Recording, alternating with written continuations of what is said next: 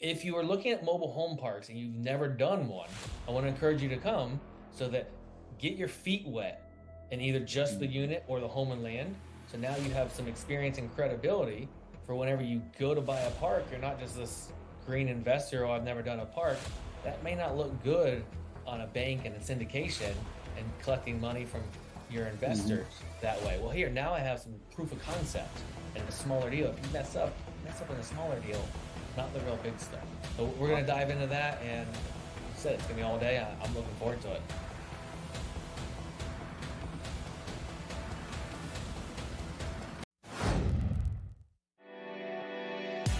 You're listening to the AZREIA Show. If you're looking for quality real estate investing information that you can trust, you've found it. Stay tuned and join the tens of thousands of members that have already benefited from AZREIA, your home for education, market information, support, and networking opportunities that will advance your real estate investing career. Hello, and welcome to another episode of the AZREIA Show. I am your host, Marcus Maloney, and we have our co-host and executive director, Mike Del Prete, with us on today. Hello, welcome. Hey, thanks, Mike. Thanks for welcoming everybody. We want to make sure that we bring a comprehensive approach to you guys in regards to real estate investing, right? So we talk about wholesaling, we talk about fix and flipping, we talk about apartment investing syndications. Well, today we have Adrian Smude, who is a mobile home investor who hails from Central Florida. He got started in 2002, so he has over 2 decades of experience. And if you are watching the YouTube, you can see what he invests in the background. So it's not diamonds, it's not rubies, but it makes passive income, right? So Adrian, man, welcome to the show. How are you doing today? I am fantastic. I'm excited to be here. All right. So give us your background, man. How did you get started in real estate? Because I know in 2002, you went through some challenges, some real estate challenges. Share with the audience what happened there. Well, I started out as a tenant. Like most of us are a tenant at some point in our life. And I was a really bad tenant. Like you don't want to rent to 20-year-old Adrian because we had parties. So we had pudding wrestling parties, spaghetti wrestling parties, mud wrestling parties, and these are all inside the house or the garage. We even parked a motorcycle inside the house. Yeah, you guys were crazy. Yeah, but that led me to actually buy a house because we got evicted again and again. And then I said, I'm just going to buy a house. I met a mortgage broker. He said, it's easy. So that's what I did. Well, then I learned how bad it was for the landlord because I became the landlord. I also lived for free because I rented out my rooms to those same friends that helped me get evicted. And I split my mortgage up amongst them, so I didn't have to pay a mortgage. So let me ask you this, Adrian. Did you guys throw the same parties in your house as you did in the rentals? Not the exact same, but we did throw some, and I learned real quick why we were being evicted. I didn't understand it too well then. There you go. The philosophy changed, right? From a tenant to an owner. So you just have to be, you got to be ready for that. So you got this house, right? And you have these tenants. Now you have to go to basically being the cop of the property. When you were back then, you were the quote unquote tenant criminal at the property. So what happened with that property? Well, I was living there for free, and at 20 years old, living for free and not being underneath mom and dad's roof is pretty cool. Yeah, and pretty smart. Yeah. I mean, I was taking action. What I was advised to do, I took action. And then a few years later, I said, I think I want to do this again. Now, back then, all I knew was the banks. So I went to the bank and they said, yeah, you can buy another house, but you're going to lose a little bit every month. And don't worry, 2 years from now, you'll just refinance. And they said, real estate goes straight up. Don't ever worry about it. Well, I bought basically at the top. So I bought it and then real estate started coming down. I went to refinance. I couldn't. And I had an adjustable rate mortgage. So my payment actually started going up. Went from losing a little bit every month to a little bit more. I eventually gave the home up as a short sale, and that was a big ding to my credit, my ego, but also mainly my integrity because I said I was going to make these payments, and I didn't. Gotcha. So that's your statement holds true for the saying, don't take investment advice from those that make commissions. Yeah. And those that Very aren't true. in the business, like they were in the business of, commission, but also just selling me that. They didn't actually have Yeah. rental property. Yeah. Yeah. And not investors, not an investor, and they're making a commission. Just be leery or cautious as to where they're coming from. Great point. So, yep. Yeah. Excellent point. So you went through this turbulent time where you lost the property, you had your buddies as tenants and everything like that. How did you transition into mobile homes, man? How was that something? Well, let's just fast forward probably about close to a decade. I bought a few single family houses. Again, I only knew the bank side. And then I stumbled into AZREIA. I fell in love with the speakers, educators, and all the networking. And that's really the first place I even heard of this mobile home thing. I had heard of them, but in the very bad stigma. They're hurricane missiles. You don't live in them. They're trailer trash. All the bad stigmas. I didn't hear anything Hurricane else. missiles. That's a good one. We got lots of fun words, terms we'll use here.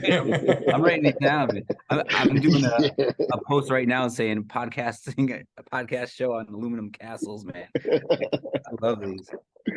Was it hurricane? What is it? Hurricane Hurricane missiles, tornado missiles. missiles, tornado magnets. But making fun of all this, we'll get to why it's funny, but it can be profitable because if people only want to believe the stereotypes, they're never going to invest in them. And if you get educated on them, you understand it's just a joke. It has a little bit of truth to it because they're not as strong, but that just means they get a better return. And if we do the right things, they can be very profitable. Right. So I'm in Central Florida. I'm not sure if we mentioned that. I'm in between Tampa and Orlando. It's where I do all my business in a little town called Plant City. Some people probably heard of Lakeland. It usually hits the bigger newspaper. Lakeland. Well, that's where my properties are. So we have hurricanes passing all the time. Yes, it's a risk, but if we do it all the right way, it's not as big of a risk. So if I can do it and everyone else can do it in Florida, you can do it anywhere else in the country. Because the argument is that they're so unsafe with hurricanes and tornadoes. So tell us about. I started transitioning the whole business over to the mobile homes because I learned about it at the RIA. I went and bought my first one. Someone I met at the RIA, Jessica, and she's like, look, my broker has someone that needs to sell their mobile home. Do you want to go look at it? I said, sure.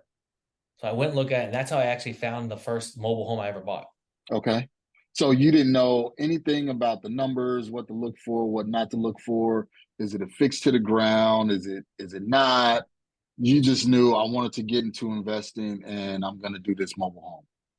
Yeah, that short sale I glossed over in our conversation was not a gloss over in my mind. It held me back for a little bit, slightly, but it was that ego thing that I didn't want to be wrong again. It just kept behind my head, always kind of like there. So I became a very conservative investor. And people usually challenge me when they see the beautiful trailer behind me and say, that's not conservative. Well, I'm conservative on numbers, the spreadsheet. Okay. And so I'm very conservative on this because, well, if you're watching the YouTube replay, it came with most of its citing. I bought it the right numbers. And that once we do that and we have all of our risk built in, it works. That's where I learned about the idea of mobile homes, but there wasn't any education I could find out there. I learned a lot about everything you mentioned at the beginning: lease options, fix and flip, rentals. I learned the different topics that you can do all of that within the mobile home space, but I didn't have education on actual mobile homes. Okay. So when you're buying this first mobile home, so as me being a new investor into mobile home investing, what should I look for, or what's any red flags that would tell me not to invest in this mobile home versus the one up the street? Well, I can't think of anything that would completely stop me. Everything that comes up that's a red flag, I just got to get paid more. I got to have a bigger profit every single time. But some items, some big ones are, does it have a title? So we talk about title in the title company world. The attorneys take care of the title, but mobile homes are a vehicle as well. So the mobile home has its title, and then the land has its title. Usually we hire someone to do all that research work. So we have two different things we're talking about. Well, if the home itself doesn't have a title and you can't get a hold of it, you could still buy it, but you do risk Mike coming along and saying, hey, I actually own that. Right. And maybe he really does, and now you're out. I have purchased them that way, but we got to make sure they're old enough that Mike can't even legally move it. So then I don't really Okay. have a risk. I just tell Mike, well, okay, well, it's yours, but I'm going to charge you to keep it here. You know, there's different strategies for it, but that would be a pretty big risk. If they can't produce that title somehow, and there's different ways to get it, I would be a little more cautious, and I want a lot more profit built in because I have a higher risk. Okay. Can you let the listeners know, like you said, mobile homes are cars or vehicles. You go to the motor vehicle department, and then you have the land, which you have title and everything. And obviously you can buy them on land with the at motor as a car, or you can put them together. Can you walk us through that process? And once you do that, do you prefer buying them before or after the process is done? So we can buy it where almost think of it as a single unit mobile home park where you own the land and then you own the home. They're two separate items. Okay. And I am a lazier investor. I don't like to keep up with two different worlds there. So I combine them, and it's not just physically. So we have straps that physically tie it down so the hurricanes don't blow it away and everything. But this is a paperwork wise. It becomes one unit, and I hire my title company to do that. That's what they get paid for. They're way better than me. I could go through the paperwork process, but we get rid of the title, the piece of paper that you have for your car, that title. We get rid of that for the home, the trailer portion of it. Gotcha. And so you'll read through all your legal description, all the different terms, and 300 feet from this and that. Also with 1972 VIN, blah, blah, blah. So it basically puts it in that legal description right there and makes it one. Then we don't have to renew our tag every single year. We're going to pay some property taxes. Our property taxes are going to go up a little bit because we don't have vacant land anymore. So you get to kind of make your decision. Yes, my property taxes would be lower, but then I'd have to keep up that paperwork, and legally I can't be the same owner. I don't play games at all of the back and forth of that. I just combined them, pay my property taxes, and I don't have to renew that tag every single year. Okay. Got it. So in Phoenix, we call that like a fixture. Is there different names in different cities and states, or is it always the same? Yeah, so we call it retiring the title. RP is the main way that we call it in Florida. Fixing the fixtures. I've heard it that way. It's just like lot rent is sometimes called space rent. Every part of the country uses a little bit different terminology, but it's essentially the same thing. Okay. Now you were mentioning, the different years of the trailer. Does that make a difference if I buy a trailer from 1960 versus a trailer that's 1989? Of course, there's definitely there's one big year that you want to write down within the mobile home space. It's June 15th, 1976. That is not the birth year of mobile homes. That is the year that it's not my birthday either. That is the year that the federal government got involved, HUD, and basically said, we're going to have a standard for mobile homes. Now, you like the government or not, I think this was a good one that they jumped in, because before it was kind of the wild, wild west. They made them out of toothpicks.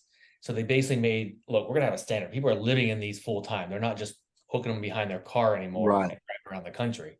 So they got rid of the aluminum wiring and they made them a lot better structures. And so banks, we don't have time to talk all about banks. That's a big topic. But banks will not finance past that year. That is a big year in the whole world because you have less options when they're older. I buy them because I can get better cash flow because there's less options for people. Because then they become a cash flow item. So newer than that, you can still fix and flip them, but you can technically fix and flip them there. So we're going to go down the rabbit hole of now you have to owner finance. There's a lot of different exit strategies within it, but that is your big year to make sure you wrote down June 15th, 1976. Okay. Got it. So June 15th, 1976. My mobile home is built in 1989. I own the mobile home, but I don't own the land that it's sitting on. It's an acre of land that's not owned by me. I just own the mobile home. How do you structure a deal like that if somebody comes across that? So in that case, you essentially have a single unit mobile home park that you are paying lot rent every single month to the owner of the land. If you're going to buy just that home, I want to now know, will the owner of the dirt allow me to rent there? Because they make the rules. They could just say, Marcus, you're out. We're not going to rent you anymore. Gotcha. And now you're kind of hurt and in trouble. So I want to know that they're going to re-sign a lease with me. I want to know all their terms are, what they're looking for, because we're probably not going to live in it. We're probably going to rent it out because we're investors.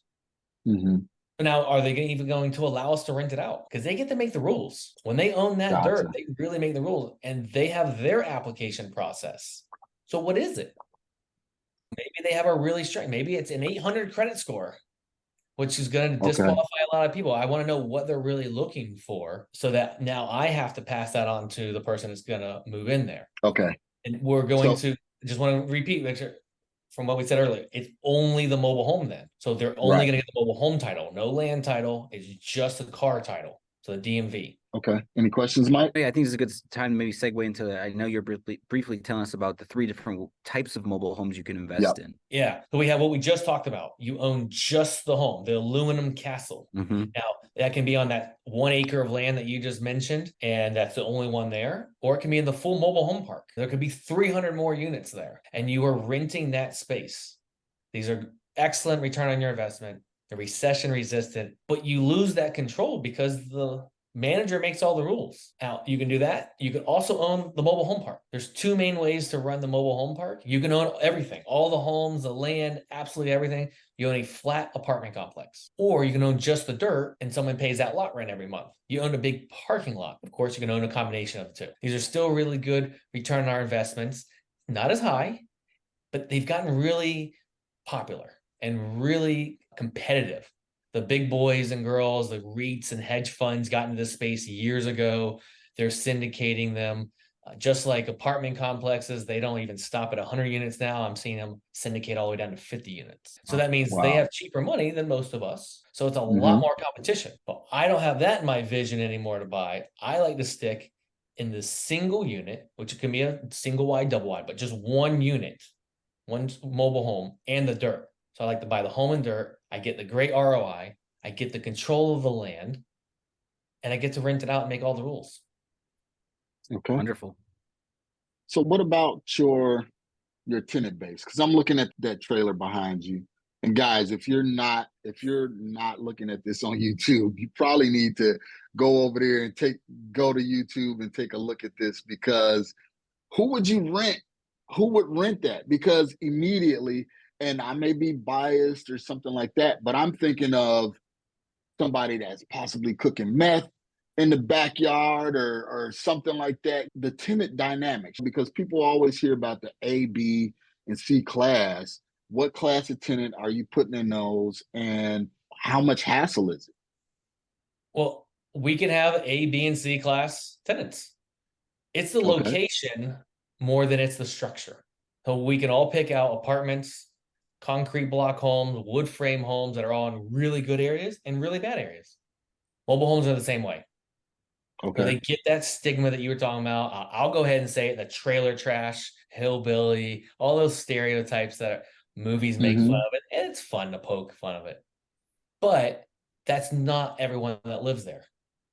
Most Okay. people that live in our properties are blue collar, handymen and handywomen. We're talking the electrician, the plumber, the AC tech, the roofer. They go in, they take pride in their home that they live in. Now, Gotcha. that's not everyone. Believe it or not, we Mm-hmm. get white collar that live there. Now, people always push back there, like, okay, well, the other portion is the trailer trash. We just had someone move in one of our properties. It's a 3-bedroom, 2-bath, 1/4 acre of land, fenced yard, fresh out of college, IT. He works from home, making $75K a year. That's starting out. That's white collar work. He Yeah. wanted a nice place for him to live, quiet neighborhood, and just everything we would look for. So it's the location, and of course, it's how we fix it up. If I were to leave this Right. one just like it is, yeah, I'm probably gonna attract the not so good tenant. Right. Okay. So like with that one behind you, Adrian. Mhm. So what would you do? Kind of like fixing and flipping. Can you redo the siding? Do you redo the roof?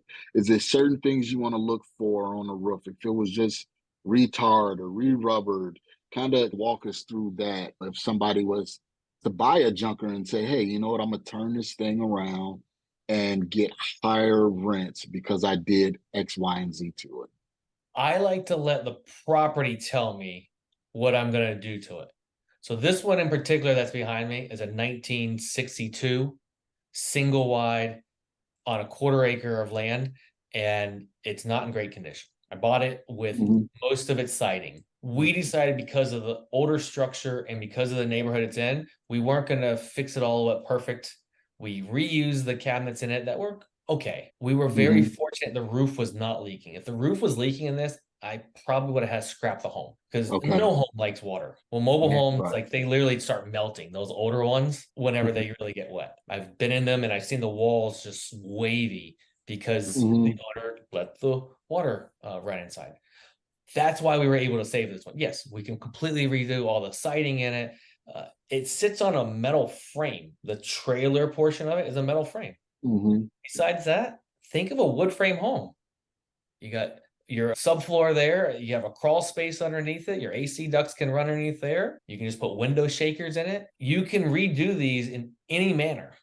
My good buddy, Mark Bracy, he fix and flips these. And when you look at just the inside of his homes, you would swear it is a single family house.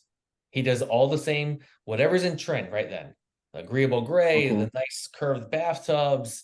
He moves walls around. It's actually easier for us to move walls around because we don't have all those load-bearing walls. And you can do all of the cool stuff. I'm more on the fix and rent side of it. So I'm like, all right, well, what's the most efficient here that we can get this as a rental? This one I kept as a lower end rental. And I have some, though, that all the way up into $2,100 rent space. We're texturing, we're replacing, when we have a wall damage, we replace it with drywall. You can do the same things that you do in a home in a mobile home. Yeah, in Phoenix, for those listening, I mean, Phoenix is huge on mobile homes. The mobile home parks are everywhere. That's just obvious. And then two, there's mobile home subdivisions, exactly what Adrian's talking about, like right by the racetrack on 19th Avenue Greenway, or if you go down the Apache Junction, Mesa, there's all over. There's just communities where the subdivision is land with mobile homes specifically. So there's a lot of opportunity for those. Yeah, man, I'm excited. So what's some throw some cash flow numbers, right? Like that's exciting, right? So like what kind of cash flow do you usually make on average? Real quick before that, I want to make sure people do understand everything we were talking about, the structures and all that. That's true if you're buying just the unit on the rented land. It's true if you're buying the whole mobile home park, or it's true if you're buying individual units. So the mobile homes don't really change. So all of this that we're talking about, how it works, the homes, it's true for all three spaces. But so let's talk about some numbers. Let's talk about this one here. I like to break numbers up into those 1960s and 70s. Remember that special year? I go all the way through all the 70s. And those, I want higher cash flow. So this one, for simple math, for the sake of time, we bought it for $7,500. That was a home and land. But obviously it needed a ton of work. We're all in about $20,000, a little bit less than that. And we rented it for $700 a month. Wow. That is not an uncommon deal. I've done multiple of those. And let's just say it was even $25,000 a month. You don't need a calculator. That's pretty good. Yeah, exactly. Even if it's a little bit less rent, it's really good. And they're when you do your numbers right, they're pretty forgiving. If you find an oops, you open up that wall and all of a sudden that water damage cancer spread through the whole wall. Well, you got to put some more money in it, but maybe your ROI went from 30% to 27%, or maybe it went down to 19. It's still great. Now, go ahead. Oh yeah, I was wondering, are people you work with, is this like a virtual thing you can do too? Is like, do you do in multiple cities, or should you be? And my other part is, do you have property managers? So virtual and property managers. So of course you can do it virtual. You don't have to live by the properties. I chose to stay really close to home, and it's partially because I'm in a really busy area that we have tons of, not just mobile homes, but housing. We have tons of demand. So I stick there. I got friends around the country and students around the country that have to go further because their neighbor's 2 hours away. So they can't stick to one little tight area. So, but you can invest across the country in them. Do I use property management? I actually love property management. I don't believe most investors do. I love it. So we do it all in-house. Now, I do have, because I know the next question is property management, these old trailers and houses, how do you do it differently? Well, we have the same system if it's a house or it's a mobile home. Now, we have a few houses that I rent from the owner long-term, and then I have the right to re-rent them out. So that's why I do have some houses that way. It's not the big part of the business, but it came to me. Yeah. But we manage all that the same way. And I will say that those tenants were actually a little bit more hassle because we inherited them in the area that those homes are in versus the mobile homes. So again, it's the area and the expectations if you want to get to the management side of it. But you can do all this virtually. If you are, obviously you want a good property manager. And I would vet them a little bit more. You know, have they managed a mobile home? And the reason that's important is because they need to know the right contractor to hire. It's not that different or that difficult, but if you've never done it, it is different. And people tend to mess it up if they don't understand it. So yeah, real estate's real estate. So whether it's a house, multifamily, mobile home, same concepts of how you enter the deal, exit the deal. This is exciting, man. I'm really liking these mobile homes. So, Marcus, any questions so far? No, I was just gonna say, you know, if we wanted to learn more, because I know you're coming in town, correct? Yes, sir. So if you guys are definitely interested in what Adrian is talking about, Mike, you want to share with the guest on how they can meet with Adrian so they can go over it, dig in a little deeper? Because I know we only have 20, 30 minutes here. You're not going to make a decision on the invest in mobile homes just in this podcast, but we're bringing Adrian in so you can really dig into the nuts and bolts on how to do this, because not everybody have here in this market $400,000-$500,000 to go and buy a property and do a rental. So what are some lower end properties where you can still get great cash flow? There you go. So our monthly meeting, the Phoenix monthly meeting, is always on the second Monday of the month. Adrian's coming out here coming up in September. So September 11th in Scottsdale, venue 8600. Come network, come meet our business associates, build your real estate team, and come see Adrian for our educational portion. And that's going to be Wheels of Fortune is the concept, or is the name of your presentation, right? So it'll be about an hour. So you're going to do that Monday, September 11th. And then the next day, he's going to do the same presentation, except for our Tucson chapter, Tuesday, September 12th at the Tucson Association of Realtors. So on Monday and Tuesday, the presentation of Wheels of Fortune, what's that about? What are they going to learn when they come see you? I love We're gonna that bust. name. We're gonna bust even more myths than we already did today, because we gotta get through that for people to even say, okay, now I'm ready to understand them. We're gonna go through some case studies. We're gonna talk about some newer mobile homes. We talked a little more focused today about those 60s and 70s.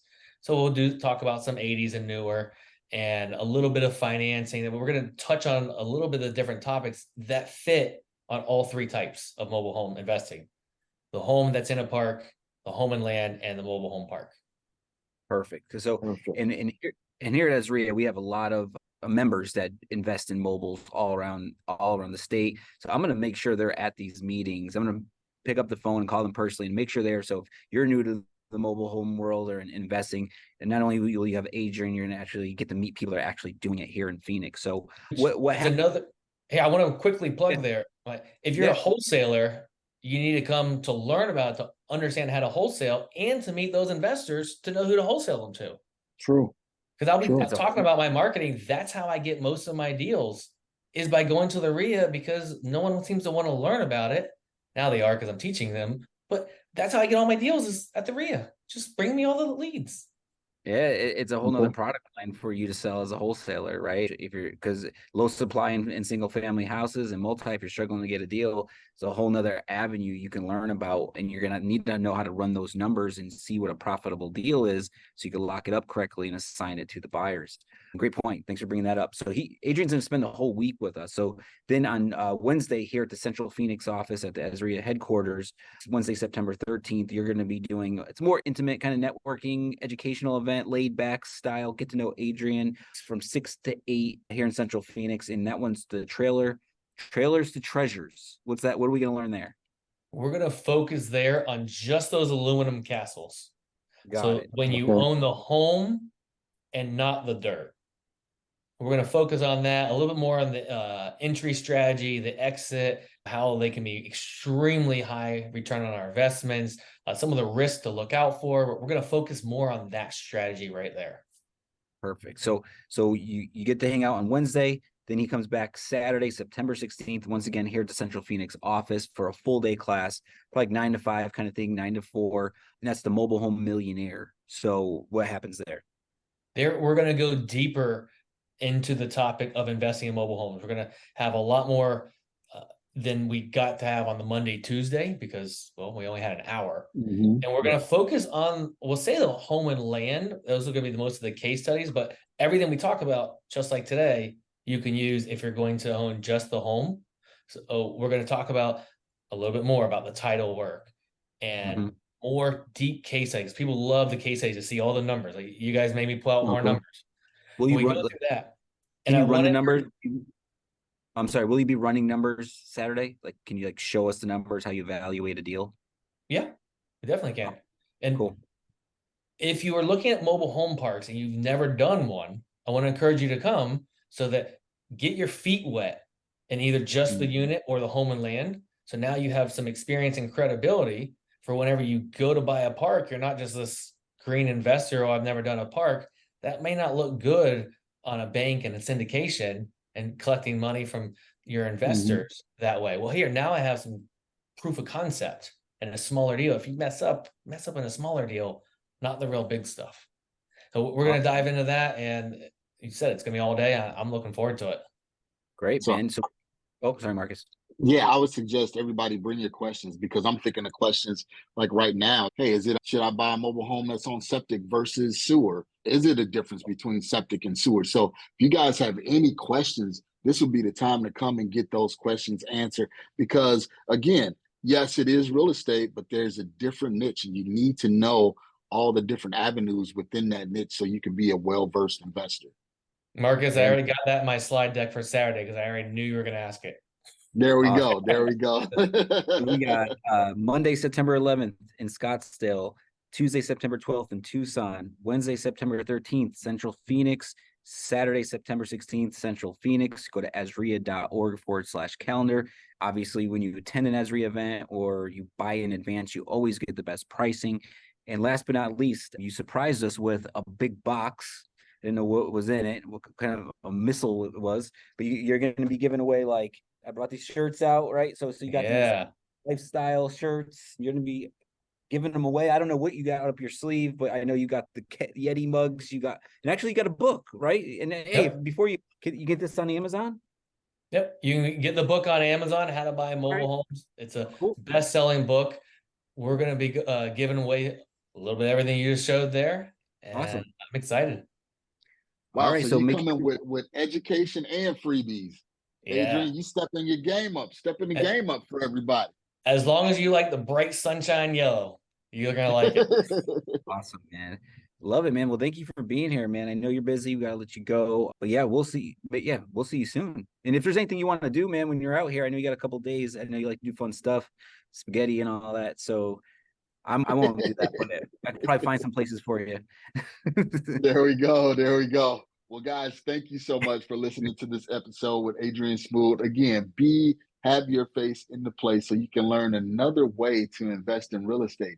Again, if you don't have the money to go out here in this Phoenix market and buy $400,000, $500,000, $600,000, $700,000 properties to flips, there's still another market that you can get into, another niche that you can get into, and Adrian is definitely going to show us this. So thank you again. Thank you for being loyal listeners. Also, always remember, give us a 5-star review. Make sure you go to Apple Podcasts, give us a 5-star review. That's the only way we know if we're providing the content that you really need. And we want to hear from you. Mike want to hear from you. I want to hear from you to make sure that we're doing things the right way. And if we suck, let us know. We definitely want to hear from you. So again, this is the AZREIA Show. We love you guys. Thank you. Another successful episode. Thanks for listening to the AZREIA Show with your hosts, Marcus Maloney and Mike Del Prete. We hope you enjoyed this episode. If you found this information valuable, head over to AZREIA.org and learn more about our community.